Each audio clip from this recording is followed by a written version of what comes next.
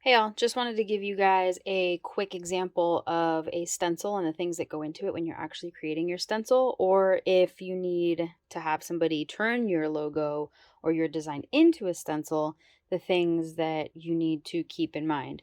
9 out of 10 times, a design that is provided to somebody who's going to be creating the stencil, it has to be amended. And I'm going to show you why with these two examples. So this is actually the same artwork. And usually what you see on your design software is something that looks similar to this one down here, right? You would think that like, oh yeah, that's great. That's exactly what I want my stencil to look like. I want it to look exactly like my logo.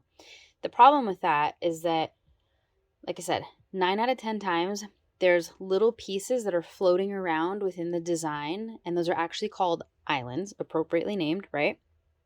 And if you don't attach those islands to the stencil border, which is this piece right here, what happens is that when you actually have your stencil created, is you end up with something like this.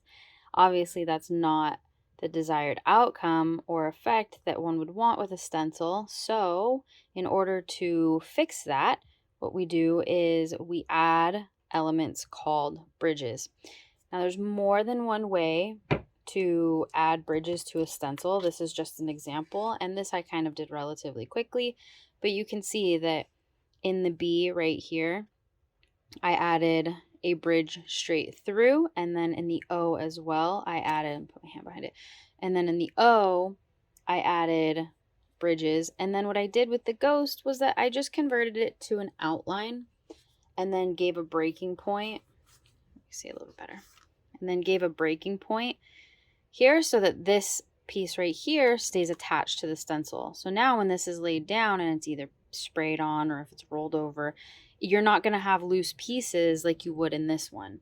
So again, while this looks maybe identical to the design initially that was created, it will not work. It will not be an effective stencil. I've had people say, oh, well, can you just send me the pieces? No, I cannot. You will be unhappy with the final product. I literally have to place these down with tweezers just to even do this example. And you, like I said, you end up with something like this. I almost lost one of the eyeballs in the process of even just doing this video. So yeah, again, if you're designing a stencil with your artwork, or if you are a maker and you are working with somebody's logo, you have to look at the design with those elements in mind. Okay. Again, these are called the islands. These little pieces are called islands. That's the negative space in like a lot of the letters of the design. And then what you use to fix it, this part right here, those are called bridges. So build bridges to the islands. You'll end up with a cool stencil.